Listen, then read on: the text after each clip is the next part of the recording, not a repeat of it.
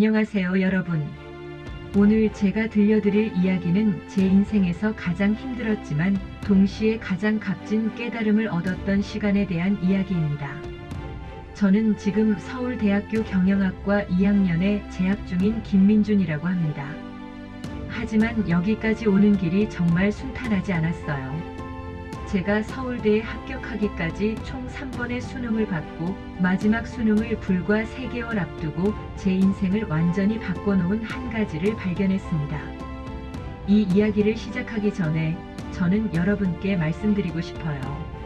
만약 지금 재수나 삼수를 하고 계시거나 성적이 오르지 않아 절망하고 계신 분들이 있다면 제 이야기가 작은 희망이 되었으면 좋겠습니다. 제 이야기는 고3 때부터 시작됩니다. 저는 중학교 때까지만 해도 공부를 정말 잘하는 학생이었어요. 항상 전교 10등 안에 들었고 선생님들도 저를 좋아하셨죠. 부모님도 자랑스러워 하셨고요. 그래서 고등학교에 진학할 때도 당연히 명문대에 갈 거라고 생각했습니다. 하지만 고등학교는 달랐어요. 특히 저희 학교는 지역에서 꽤 알아주는 자사고였는데 주변에 저보다 공부 잘하는 친구들이 정말 많았습니다. 처음에는 좀 당황했지만 그래도 나는 원래 공부 잘하는 애니까라는 생각으로 별로 위기감을 느끼지 않았어요. 고1, 고2는 그냥저냥 중간 정도 성적을 유지하면서 보냈습니다. 내신은 2등급 초반 정도? 뭐 나쁘지 않다고 생각했어요. 수시로도 충분히 괜찮은 대학 갈 수 있을 거라고 생각했거든요. 그렇게 고3이 되었습니다. 주변 친구들은 다들 독서실 다니고 새벽까지 공부하고 난리였는데 저는 솔직히 그렇게까지 절박하지 않았어요. 어차피 수능은 찍는 거 아니야? 나 원래 시험 잘 봐라는 마음이 있었던 것 같아요. 6월 모의고사를 봤습니다. 국어 3등급, 수학 3등급, 영어 2등급, 탐구 평균 3등급. 생각보다 안 나왔지만 아직 시간 많이 남았지. 본 수능 때는 잘 볼 거야 라고 자위했습니다. 9월 모의고사. 국어 3등급, 수학 4등급, 영어 2등급, 탐구 평균 3등급. 수학이 더 떨어졌어요. 이때부터 좀 불안하기 시작했습니다. 하지만 이미 늦었죠. 수능까지 2달밖에 안 남았는데 갑자기 공부 방법을 바꾸기도 어려웠고 그냥 지금까지 하던 대로 하자는 생각으로 수능을 맞이했습니다. 결과는 처참했습니다. 국어 3등급, 수학 4등급, 영어 2등급, 탐구 평균 3등급. 서울에 있는 대학은 꿈도 못 꾸는 성적이었어요. 수시 결과도 다 떨어졌고요. 그날 성적표를 받아들고 집에 가는 길이 아직도 생생합니다. 차라리 울었으면 속이 편했을 텐데 눈물도 안 나왔어요. 그냥 멍했죠. 내가 이럴 사람이 아닌데. 뭔가 잘못됐어. 부모님은 실망하신 티를 안 내려고 애쓰셨지만 저는 다 알 수 있었어요. 특히 엄마가 주방에서 혼자 우시는 모습을 봤을 때 정말 죄송하고 미안했습니다. 결국 재수를 결심했습니다. 이번엔 진짜 열심히 해야지. 대성학원 가서 1년만 빡세게 하면 되겠지라는 생각으로 대형 종합반에 등록했어요. 재수 생활은 정말 고됐습니다. 아침 7시에 학원 가서 밤 10시까지 공부하고 집에 와서도 새벽 1시까지 공부했어요. 친구들 만나는 것도 끊고 핸드폰도 부모님께 맡기고 정말 공부만 했습니다. 처음 몇 달은 성적이 오르는 것 같았어요. 4월 학평에서 국어 2등급, 수학 3등급이 나왔거든요. 오케이, 이 속도면 수능 때 1등급 충분히 가능해라고 생각했죠. 하지만 6월 모의고사에서 다시 주저앉았습니다. 국어 3등급, 수학 3등급, 영어 2등급. 분명히 열심히 했는데 성적이 안 오르는 거예요. 아니, 솔직히 말하면 현역 때랑 거의 비슷한 수준이었어요. 그때부터 패닉이 오기 시작했습니다. 이렇게 열심히 하는데도 안 오르면 어떡하지? 내가 원래 공부 못하는 애였나? 머리가 나쁜 건가? 학원 선생님들께 상담도 받아봤어요. 민준이는 열심히 하는데 좀 더 효율적으로 공부해야 할 것 같아요. 오답노트 작성하고 개념 정리 다시 하고. 오답노트요? 전 이미 하고 있었어요. 빼곡하게 써내려간 오답노트가 5권이나 됐습니다. 개념 정리도 인강 들으면서 다 했고요. 근데 왜 안 오르는 거죠? 9월 모의고사. 국어 2등급, 수학 3등급, 영어 2등급, 탐구 평균 2등급. 조금 올랐지만 서울대는커녕 연고대도 불가능한 성적이었어요. 그리고 수능. 너무 떨렸어요. 1년을 투자했는데 또 망치면 어떡하나 싶었죠. 시험장에서 떨리는 손으로 문제를 풀었습니다. 결과는 국어 2등급, 수학 3등급, 영어 2등급, 탐구 평균 2등급. 1년을 투자했는데 겨우 1등급 올린 거예요. 물론 지방 국립대는 갈 수 있는 성적이었지만 제가 원하는 수준은 아니었습니다. 그날 밤 저는 처음으로 정말 많이 울었어요. 난 대체 뭘 잘못한 거지? 이렇게 열심히 했는데 왜 안 되는 거야? 부모님은 이제 그만하고 대학 가자고 하셨어요. 하지만 저는 포기할 수 없었습니다. 아니, 포기하기 싫었어요. 만약 여기서 그만두면 평생 후회할 것 같았거든요. 삼수를 결심하는 건 정말 어려운 일이었어요. 주변에서는 다들 말렸죠. 민준아, 이제 그만해. 내가 갈 수 있는 대학 가서 열심히 하면 되지 않겠니? 대학이 인생의 전부는 아니야. 맞는 말이에요. 근데 저는 제가 왜 안 되는지 알고 싶었어요. 분명히 열심히 했는데 왜 결과가 안 나오는지. 그 이유를 찾지 못하면 대학 가서도 취업할 때도 인생을 살면서도 계속 똑같은 패턴이 반복될 것 같았습니다.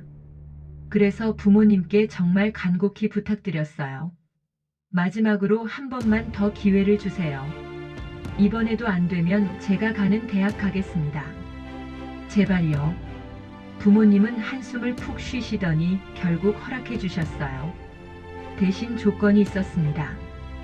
이번엔 내가 정말 뭘 잘못하고 있는지 찾아야 한다. 무작정 열심히만 하지 말고.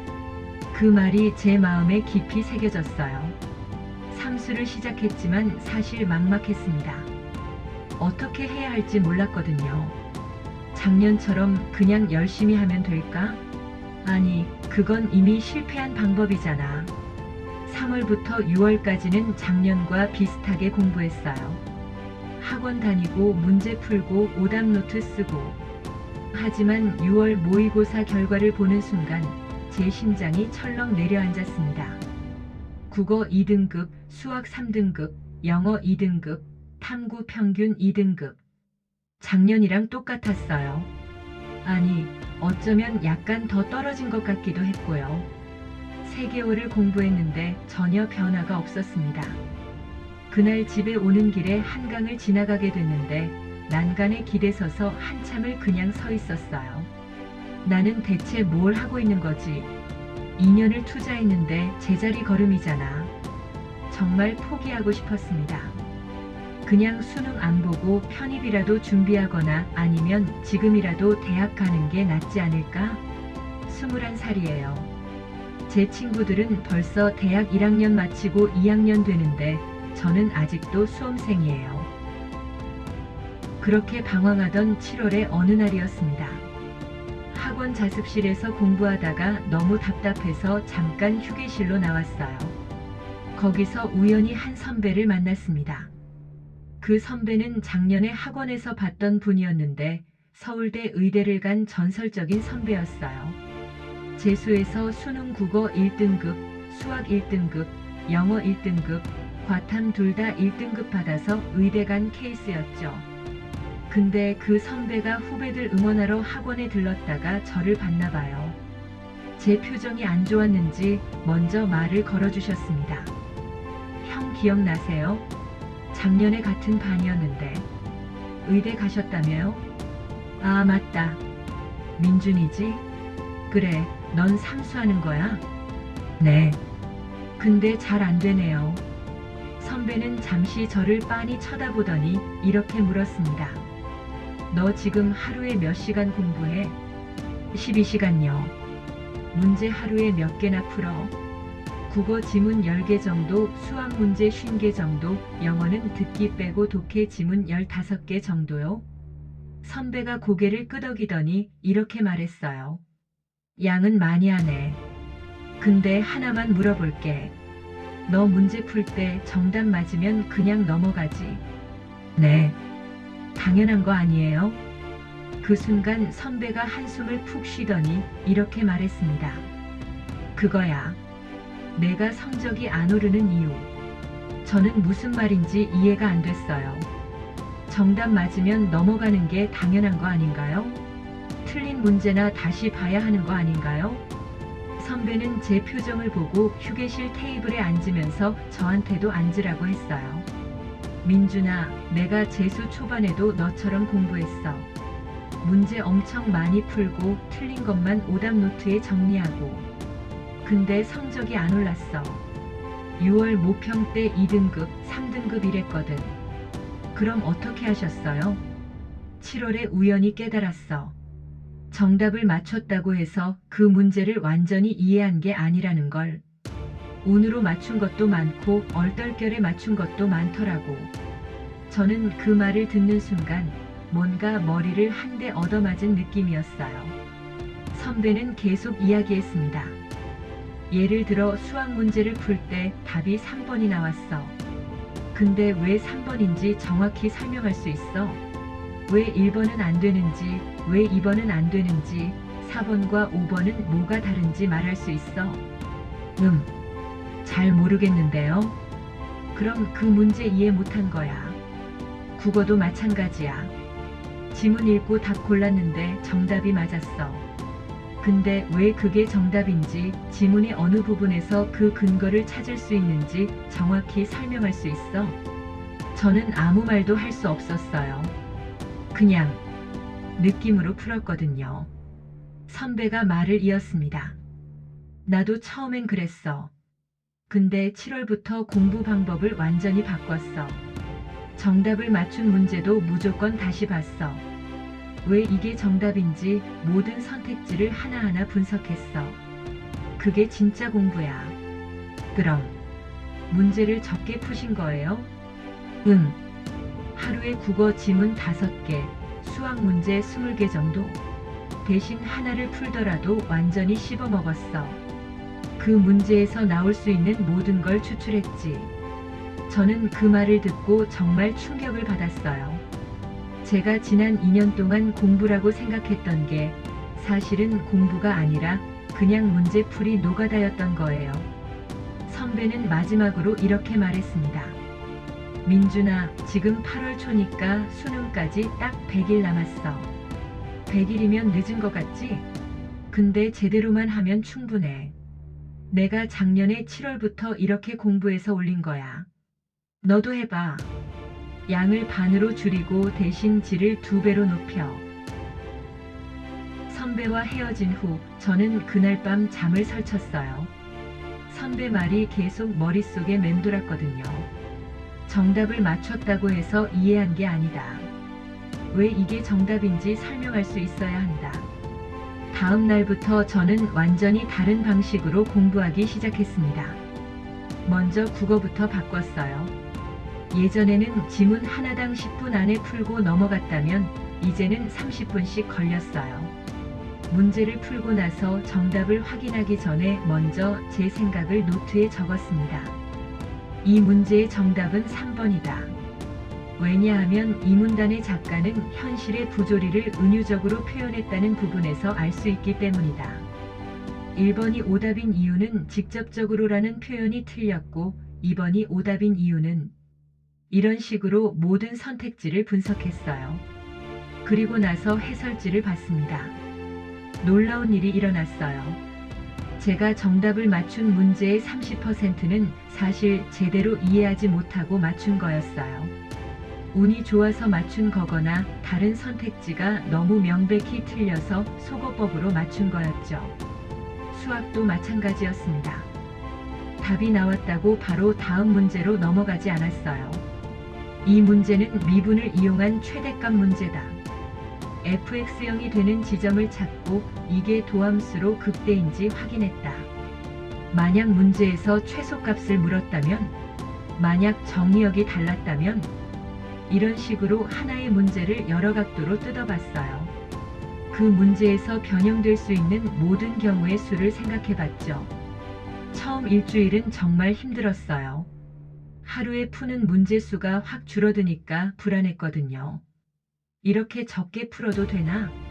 다른 애들은 지금 엄청 많이 풀고 있을 텐데. 하지만 선배 말을 믿기로 했어요. 양보다 질. 8월 학평을 받습니다. 정확히 새로운 방법으로 공부한 지 3주 정도 됐을 때였어요. 문제를 푸는 느낌이 달랐어요. 예전에는 이거 2번인가? 3번인가? 하면서 애매하게 찍었다면 이제는 이건 명백히 3번이다. 왜냐하면 하고 확신을 가지고 답을 고를 수 있었거든요. 성적이 나왔습니다. 국어 1등급, 수학 2등급, 영어 1등급, 탐구 평균 1등급. 믿을 수 없었어요. 고작 3주 만에 국어와 영어가 1등급이 된 거예요. 수학도 3등급에서 2등급으로 올랐고요. 그날 저는 학원에서 혼자 조용히 눈물을 흘렸어요. 기쁨의 눈물이었죠. 아, 이 방법이 맞구나. 내가 드디어 찾았구나. 더 확신을 갖고 공부했습니다. 여전히 하루에 문제를 적게 풀었어요. 대신 한 문제 한 문제를 정말 완벽하게 이해하려고 노력했죠. 특히 수학에 집중했어요. 수학이 가장 약했거든요. 하루에 문제를 20개만 풀었지만 그 20개를 정말 완벽하게 이해했습니다. 문제를 풀고 나면 제가 문제를 다시 만들어 봤어요. 이 문제의 숫자를 바꾸면, 조건을 하나 추가하면, 구하는 걸 다른 걸로 바꾸면, 이런 식으로요. 9월 모의고사가 다가왔습니다. 솔직히 긴장되기는 했지만 예전처럼 불안하지는 않았어요. 제가 지난 2달 동안 뭘 공부했는지 정확히 알고 있었거든요. 시험장에 들어갔습니다. 국어 시험지를 펼쳤는데 신기하게도 모든 지문이 눈에 들어왔어요. 예전에는 뭔 소린지 모르겠어서 대충 읽고 넘어갔다면 이제는 지문의 구조가 보였어요. 아, 이 문단은 기존 이론 설명이고 다음 문단은 그걸 비판하는 내용이구나. 문제를 풀 때도 마찬가지였어요. 선택지를 보면 바로 이건 이 문단과 모순되니까 오답, 이건 지문에 언급이 없으니까 오답하고 판단할 수 있었죠. 수학도 달랐어요. 예전에는 문제를 보고 어떻게 풀지 하면서 막막했다면 이제는 아, 이거 저번에 풀었던 그 유형이네. 이렇게 접근하면 되겠다 하고 바로 풀이가 떠올랐어요. 시험이 끝나고 나왔을 때 확신이 들었어요. 이번엔 잘 봤다. 성적이 발표됐습니다. 국어 1등급 94점, 수학 1등급 92점, 영어 1등급, 탐구 평균 1등급 사회문화 48점, 생활과 윤리 47점. 전 과목 1등급이었어요. 그 성적표를 받아들고 학원 화장실에 들어가서 한참을 울었습니다. 2년이에요. 2년 동안 이루지 못했던 게 고작 2달 만에 이뤄진 거예요. 부모님께 전화를 드렸어요. 엄마, 나 전 과목 1등급이야. 엄마는 전화기 너머에서 우시면서 말씀하셨어요. 진짜? 민준아, 진짜? 엄마가 널 믿었어. 엄마는 내가 할 수 있다는 걸 알았어. 그날은 정말 행복한 날이었어요. 9월 모평 이후 주변에서 난리가 났어요. 학원 선생님들도 놀라고 친구들도 놀라고. 민준이 어떻게 공부했어? 갑자기 왜 이렇게 올랐어? 다들 비법을 물어봤지만 설명하기가 어려웠어요. 그냥 문제를 적게 풀고 깊게 이해했어라고 말하면 다들 고개를 갸웃거렸거든요. 직접 해보지 않으면 이해하기 어려운 방법이었죠. 하지만 저는 방심하지 않았어요. 아직 수능이 남아있었으니까요. 9월 모평은 잘 봤지만 수능날 컨디션이 안 좋으면 말짱 도루묵이잖아요.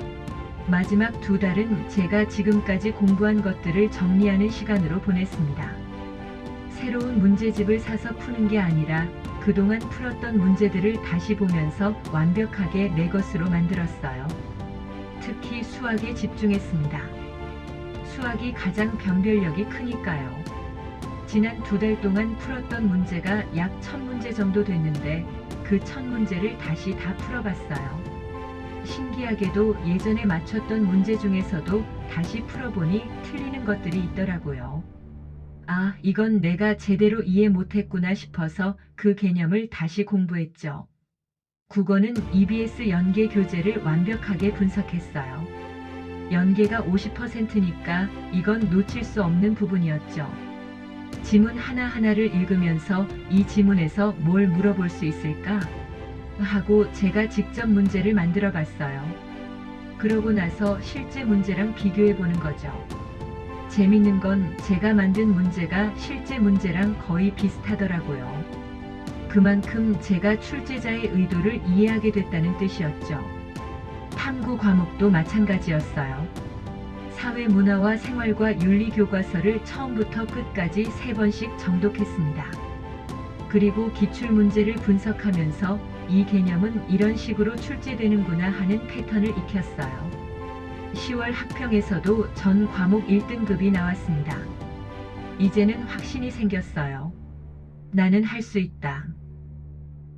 수능 전날이었습니다. 학원에서는 다들 긴장한 모습이었어요.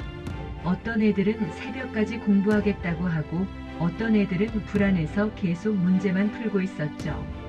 하지만 저는 일찍 집에 갔어요. 더 이상 공부할 게 없었거든요.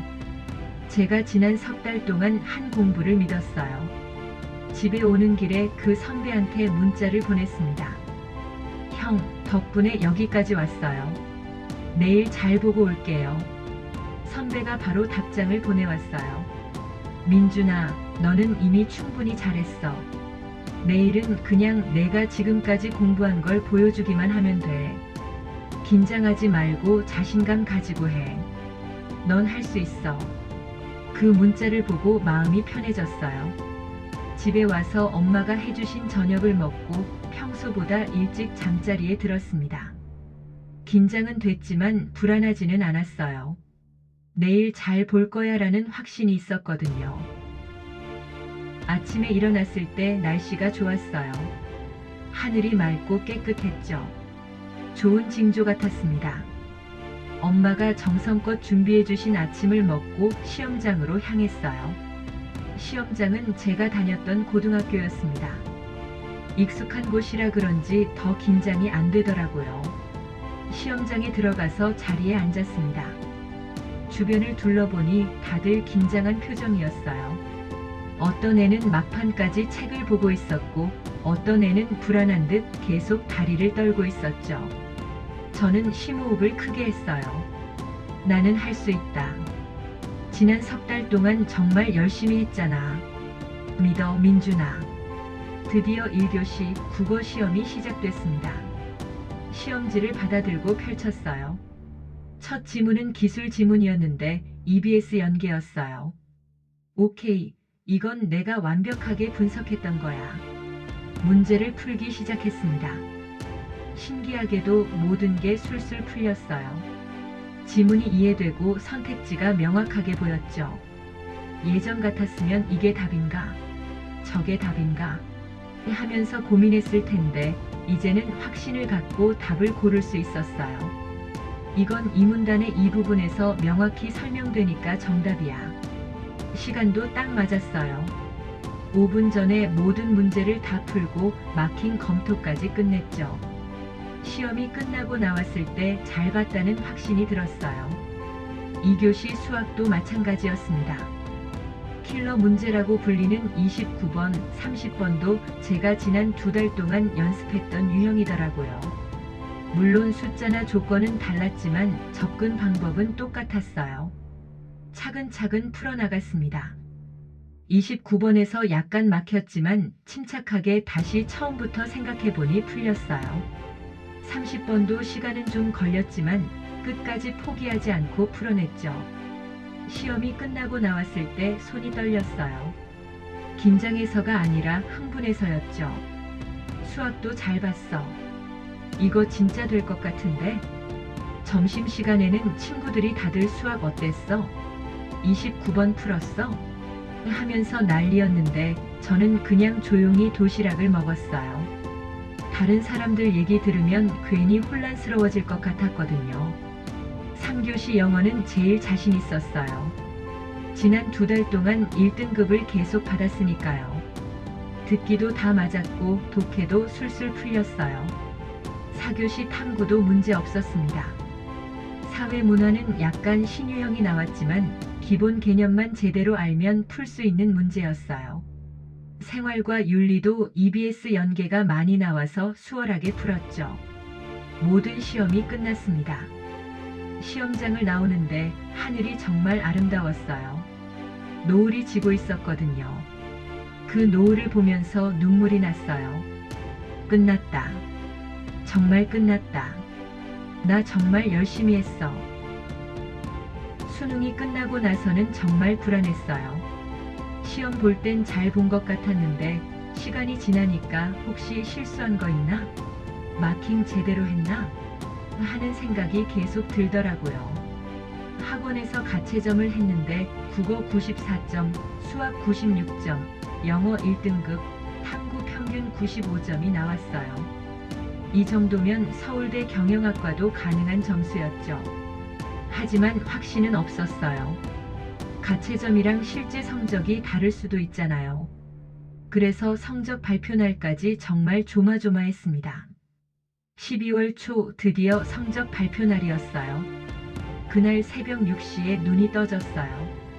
성적 발표는 오전 10시인데 너무 긴장돼서 잠을 잘 수가 없었죠.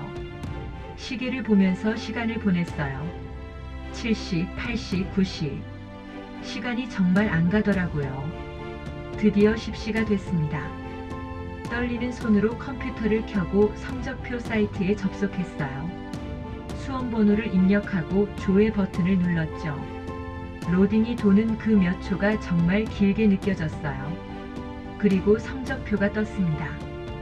국어 1등급 95점, 수학 1등급 98점, 영어 1등급, 사회문화 1등급 48점, 생활과 윤리 1등급 47점. 전 과목 1등급이었어요. 저는 그 자리에서 소리를 질렀습니다. 엄마, 엄마, 나 전 과목 1등급이야. 서울대 갈 수 있어. 엄마가 놀라서 달려오셨어요. 제 컴퓨터 화면을 보시더니 저를 와락 안아주셨죠. 둘이서 한참을 울었어요. 아빠도 출근하시다가 전화 받고 집에 다시 오셨어요. 아빠는 아무 말씀 없이 제 어깨를 두드려 주셨는데 그 손길에서 모든 게 느껴졌어요. 고생했다. 잘했다. 그날은 정말 행복한 날이었어요. 지난 3년의 고생이 주마등처럼 스쳐 지나갔죠. 현역 때 실패했던 것, 첫 번째 재수 때 좌절했던 것, 삼수를 결심했던 것, 그리고 7월에 선배를 만났던 것. 모든 게 이 순간을 위한 과정이었던 것 같았어요. 수시는 지원하지 않았고 정시로만 지원했어요. 1지망 서울대 경영학과, 2지망 연세대 경영학과, 3지망 고려대 경영학과. 2월 초 정시 발표가 났습니다. 서울대학교 경영학과 합격. 합격증을 출력해서 보는데 실감이 안 났어요. 이게 진짜 내 이름이 맞나? 몇 번을 다시 확인했죠. 합격자 발표 사이트에도 제 수험 번호가 떡하니 올라와 있었어요. 그제야 실감이 났습니다. 나 정말 서울대 붙었구나. 학원에 가서 선생님들께 인사드렸어요. 선생님들도 정말 좋아해 주셨어요. 민준아, 진짜 대단하다. 삼수에서 서울대 가는 거 쉽지 않은데 정말 잘했어. 그리고 그 선배한테 전화를 걸었습니다. 형, 나 서울대 붙었어. 선배가 전화기 너머로 웃으면서 말했어요. 그럴 줄 알았어. 축하해, 민준아. 너 정말 잘했어. 근데 있잖아, 이게 끝이 아니야. 대학 가서도 이 방법으로 공부해. 양보다 질. 그럼 너 대학에서도 잘할 수 있을 거야. 네, 형. 정말 고마워요.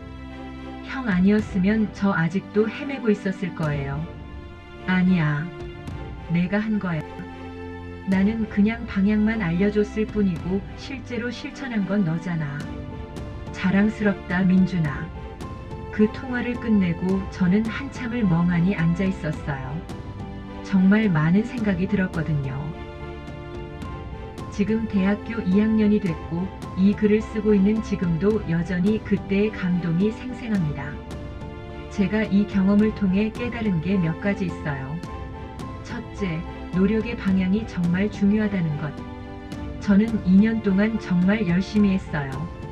하루 12시간씩 공부하고 친구들도 안 만나고 정말 최선을 다했죠.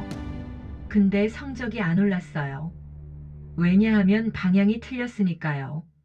무작정 문제만 많이 푼다고 실력이 늘지 않아요. 한 문제를 풀더라도 제대로 완벽하게 이해해야 해요. 정답을 맞췄다고 끝이 아니라 왜 그게 정답인지 설명할 수 있어야 하죠. 둘째, 양보다 질이 중요하다는 것. 요즘 입시 커뮤니티를 보면 다들 하루에 문제 몇백 개씩 풀었다고 자랑해요. 근데 그게 다 의미 있을까요? 저는 수능 3개월 전부터 하루에 국어 지문 5개, 수학 문제 20개 정도만 풀었어요. 대신 그 문제들을 정말 완벽하게 이해했죠. 그래서 전 과목 1등급을 받을 수 있었어요. 셋째, 포기하지 않는 것의 중요성. 저 솔직히 삼수 초반에 정말 포기하고 싶었어요. 2년을 투자했는데 제자리 걸음이었으니까요. 주변에서도 다들 말렸고요. 근데 포기하지 않았어요. 마지막까지 방법을 찾으려고 노력했죠. 그래서 7월에 선배를 만났고 제 인생이 바뀌었어요. 만약 제가 6월에 포기했다면 지금 저는 서울대생이 아니었을 거예요. 넷째, 자기 자신을 믿는 것의 중요성. 성적이 안 나올 때 제일 힘든 게 자기 자신에 대한 의심이에요. 나는 원래 머리가 나쁜가? 공부에 재능이 없나? 이런 생각이 계속 들거든요. 근데 그게 아니에요. 단지 방법을 몰랐을 뿐이에요. 올바른 방법으로 공부하면 누구나 성적을 올릴 수 있어요. 저도 2년 동안 제 자신을 의심했어요. 근데 공부 방법을 바꾼 후에 깨달았죠. 내가 못하는 게 아니라 방법을 몰랐던 거구나. 지금 힘들어하는 분들께, 이 글을 읽는 분들 중에서 지금 재수나 삼수를 하고 계시거나 성적이 안 올라서 고민하시는 분들이 있을 거예요. 제가 그분들께 꼭 드리고 싶은 말씀이 있어요. 포기하지 마세요. 지금 성적이 안 나온다고 해서 그게 여러분의 한계가 아니에요. 단지 올바른 방법을 아직 찾지 못했을 뿐이에요. 저도 2년 동안 제자리 걸음이었어요. 수능까지 3개월밖에 안 남았을 때 여전히 2등급, 3등급이었죠. 근데 방법을 바꾸니까 석 달 만에 전 과목 1등급이 됐어요. 제가 특별해서가 아니에요. 올바른 방법을 찾았기 때문이에요.